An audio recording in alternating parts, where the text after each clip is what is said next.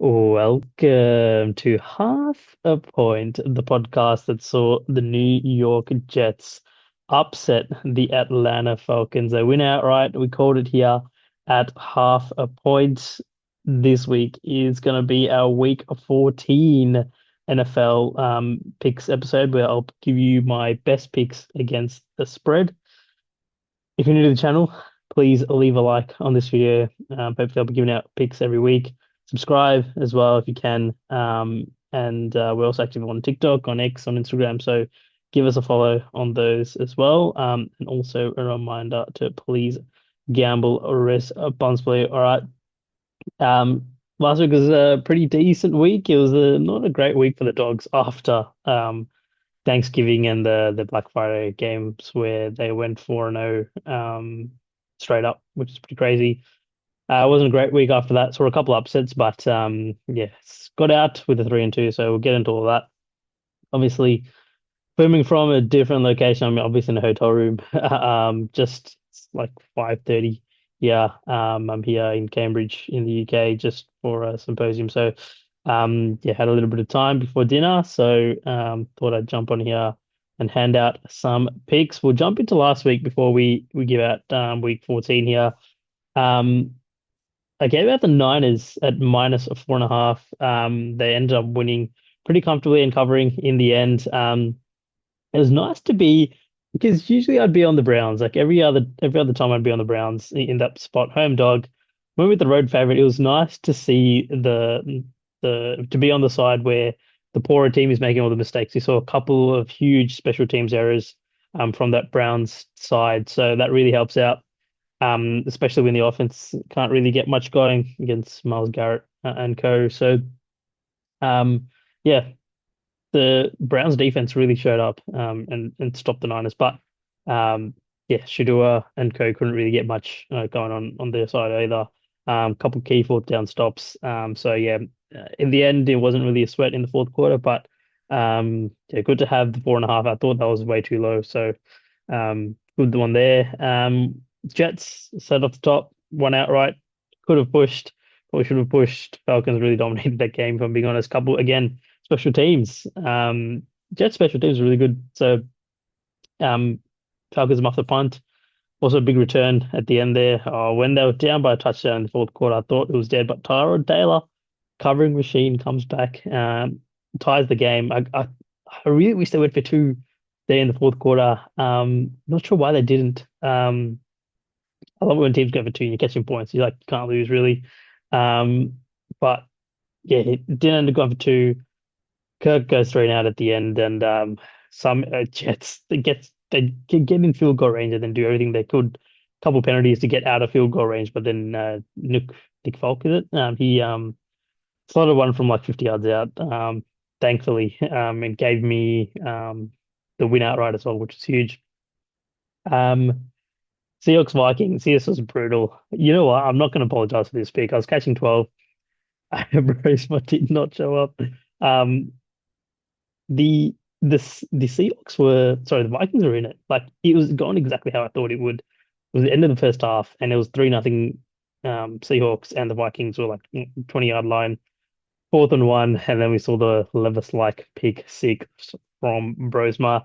That was a game right there. Like can't really recover from a pick six. There could have been 3-3.5, and it would have been perfect. It would have been exactly how the game was going exactly how I thought it would. Like the Vikings defense was dominating. Darnold got a turnover as well, but then yeah, Brosma 4 picks. I said last week could have getting worse than JJ McCarthy, and yeah, 4 picks that would do it. Steelers Bills again, first half looked great for me. Steelers were all over them, but then yeah, again, Bills just pulled away in the second half. It's kind of disappointing. I've been saying, like the Steelers, Mike Tomlin has a dog, is a home dog of catching a field goal or more. Hasn't been hitting the same this year as previous years. Has been great. Commanders Broncos. Well, that was because catching six there really needed it. Um, when the Broncos scored a touchdown in overtime, would have been such a brutal beat. Like Commanders deserve to cover, so I'm glad that they did. I wish they won outright. It'd been really good. But yeah, we'll take it. We'll take the six. So we went 3-2. pretty good week. I'd say, like as I say every week, I think if you listen to the AFL podcast, I say every week you want to go 3-2. So pretty good start there. In week what 13 is it? 14 now. Jump into week 14 here. Starting off with the Falcons versus the Seahawks. The Falcons are 7.5 point dogs. Give me the Atlanta Falcons plus 7.5 here. I faded them last week, and now I'm jumping on the Falcons. It was a bad spot for them last week on the road at laying points at New York. This week they're coming back home. They're catching all over a touchdown here. It's trending towards seven-ish now. But Seahawks completely shut out the Vikings. Usually, if a team shuts another team out the next week, they're not very good ATS. Falcons, it feels like it's the bottom of the market here. After going on the road and losing to New York, it doesn't get much worse than that. Kirk Cousins is the fear here. I don't know how um, he's going to score against this Seattle defense that can just bring pressure with four, but I don't know. He didn't look too bad last week. The run game was okay. So yeah, I know this Seattle team is a juggernaut on the road, but yeah, catching more than a touchdown here, it's just way too many points, isn't it? So yeah, give me Atlanta and the points. Moving on to the Ravens versus the Steelers. The Ravens are 6 point favorites. Going back to the well, give me the Steelers plus six here. I love this one. I know I just said Mike Tomlin as a dog of more than three hasn't been hitting the same this year. These Ravens Steelers games, though, I know the last two times they met, there was Ravens blowouts, but this is more of a fade on this Ravens team than it is a play on the Steelers. Like Steelers, you're hearing a bunch of Tomlin chat about him being fired and Big Ben having a chat about it as well. I just think it's the bottom of the market. No one wants to be on this Steelers side after what they saw last week. On the other side, we've got the Ravens here, who got demolished by the Bengals last week. They just haven't looked the same. Lamar's just not the same. And the thing is, even if he somehow does become, the old Lamar in this game, like the Steelers have played old Lamar and been able to stop him. So um, I don't mind catching six here against the Ravens. Six is a pretty good number. I don't know if I played at 5.5. I'd probably have to play it at six or better, obviously, if you can get it. Going to throw some on the money line here as well. You never know; these games can get really weird. Um, yeah, give the Steelers and the points. Bills versus the Bengals. The Bills are 5.5 point favorites. Staying away from this one. I really want to be on the Bengals, but it's at 5.5 now. It's not at six, so at 5.5, I don't know. Probably still lean Bengals. Because I think they can win this game outright. Feel like it's a lot of points. Feel like it's last team with the ball wins type scenario. So you want to be getting over the field goal here, which is well over field goal here. But yeah, the Bills side they don't really lose often at home. But we did see Joe Burrow in the playoffs go to Buffalo and beat this Bills team. So we've seen him do it before. He looked pretty good last week, to be honest, and now he has another week to sort of recover. A bit of extra time as well. So I like the Bengals here, but I don't think it'll be a play for the contest. The Browns versus the Titans. Browns are 4.5 point favorites. Not going to talk about this one. I'd lean Titans. Can't believe I don't know. If you want to lay 4 points with Drew Sanders, okay. Good luck to you, man. I guess you're laying 4 points with the Browns defense here against Cam Ward, but just no way you can get me to bet the Browns. And after what I saw from Tennessee last week, I can't be on them again. So I'm gonna leave this one. Moving on to the Jags versus the Colts. The Jags are 2.5 point dogs.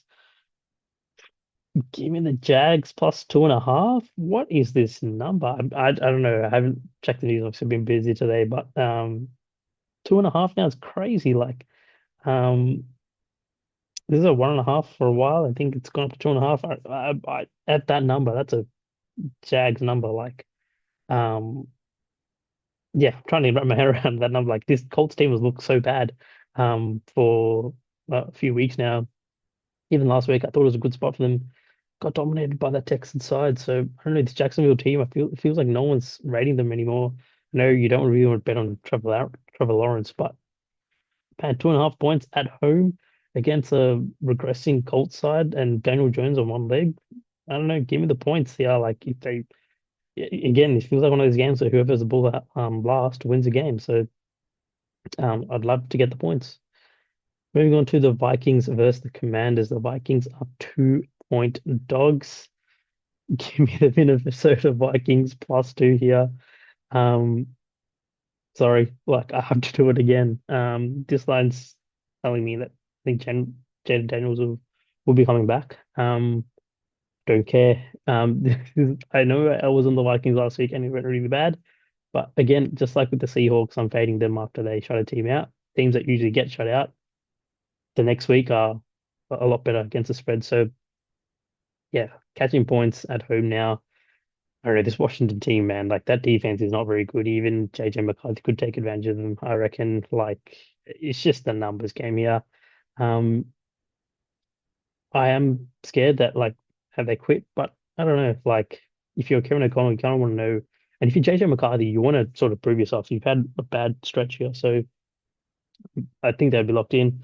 I don't know about the defense, but also Washington coming off big emotional overtime game. It's a night game, and now they're going on the road versus a Vikings team. It just feels like such a sleepy spot here for the Commanders. So yeah, heartbreaking loss for the Commanders. So yeah, got to go with the Vikings here. Moving on to the Jets versus the Dolphins. The Jets are 3-point dogs. It's juiced. So it's like what, minus 120-ish now. Um, Give me the Jets +3 here. Again, come back to the well and Tyra Taylor covering machine. Same reasoning as last week, really. This Miami team has looked okay, but they haven't really beaten anyone. I'm hoping it's going to be like a bad weather sort of game, and you get Tua in those bad conditions where he's historically been really bad. It doesn't really matter what the number is; he's just been awful. Um, Yeah, I get Brees Hall, and no Mitchell looked okay last week as well. Tyra Taylor in the rain was moving the ball up and down the field against the Falcons. No reason why they can't do it against Miami. I think last time they played, Jets were going up and down the field on them. So, just a couple of turnovers, was what sort of decided that game. Jets, I don't think have got a pick yet. It's gonna happen one of these weeks, right? So. Taking the Jets catching a field goal at home.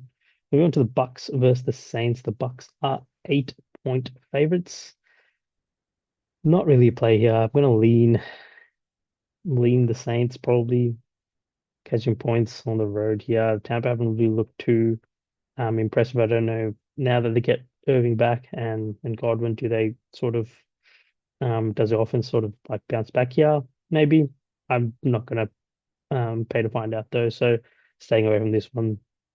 Moving on to the Raiders versus the Broncos. The Raiders are 7.5-point dogs. This is pretty ugly. Give me the Las Vegas Raiders +7.5 here. Um, Again, I said last week you need Bo Nix to win by margin. Um, he just can't do it, especially on the road. Yes, he had a couple of wins at home, but on the road, no way. Again, coming off one of those big emotional overtime wins. Now they're going on the road again to the Raiders. Feels like a really bad spot for this Broncos side. The last time they played was like 10-7, right? It was like one of those ugly Thursday night games.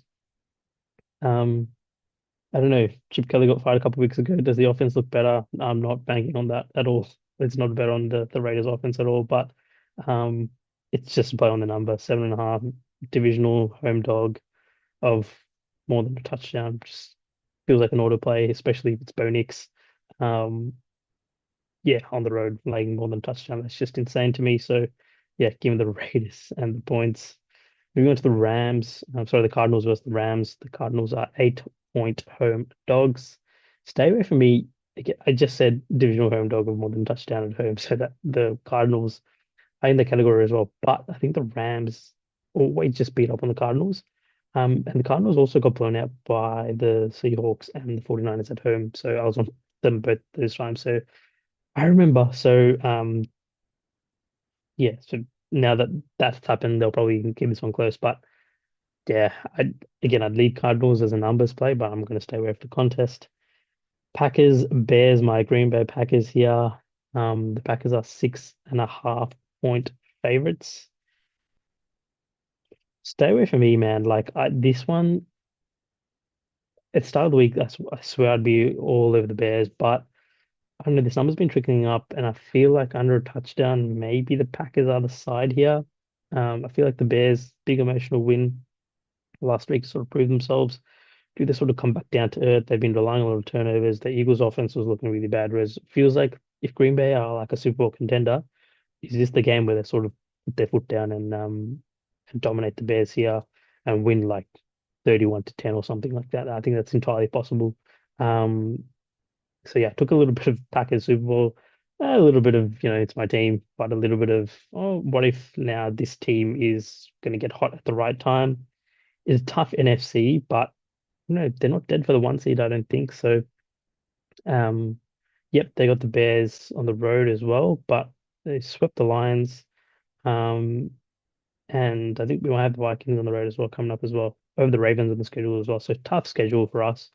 But you usually like teams playing some tough games going to the playoffs. So I took a little bit of Packers Super Bowl as well. But yeah, for this specific game, I'm staying away. Moving on to Kansas City versus Houston. The Chiefs are 3.5 point favorites. At 3.5, it's hard to lean, the hard not to lean with the Texans, but I don't know, it's kind of fishy. It's at 3.5 for a reason. I'm gonna stay away from this one. Like I might just look at Chiefs money line just because it's such a desperation spot. But I don't know, it's been desperation spot for a last couple of weeks and they've been disappointing. So probably just stay away from it entirely. Yeah, and just sit back and watch. Honestly, sometimes it's all right to stay away if you don't have a read on these ones. If you want to be in the three on the Chiefs, I'd wait for a three. Don't pay the 3.5, such a key number. But if you want to be on the Texans, I'd jump in right now and get on some of that action. Moving on to the Monday night game, the Chargers versus the Eagles. The Chargers are 3 point home dogs. Stay away again. Like there's just a bit of uncertainty about her, but I don't know if he's going to go. In which case, I don't want to have any money on Trey Lance. So, but also with this Eagles side, like they just, I don't know what's wrong with the offense. Like it just looks so bad. Um, they can't get it moving at all. Especially even against the Bears defense, who's not really good. Chargers defense is like pretty good, and they're at home and they're catching points. It's just the matchup between the Philly defense and the Chargers offense. Like if it's no Herbert or if it's banged up Herbert, I don't know how that goes. Really big game for both teams. So, um, yeah, Sunday night football, Monday night football, they're going to be a couple of great games, hopefully close ones. But both of them have massive, massive playoff implications. So, yeah, definitely will be tuning in to those. All right, that wraps up the breakdown of all the week 14 spreads. So I'll tell you what I'm thinking. As I said, I'll post the picks on Twitter um, beforehand. So you can have a look at the five official ones I'm going to play in my contest. But looking at the Falcons plus 7.5, Steelers plus 6, Jags plus 2.5 is insane. So I'm looking at that one. Vikings plus 2, the Jets plus 3, Raiders plus 7.5. That's 6 there, right? So I'll have to narrow it down to 5 of those. Maybe take the Steelers out just because they haven't been great. No favorites in there.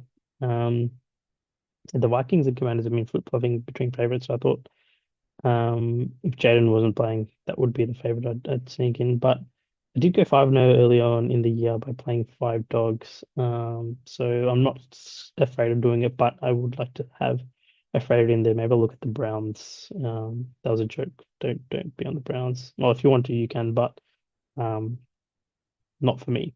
Not for me. All right then.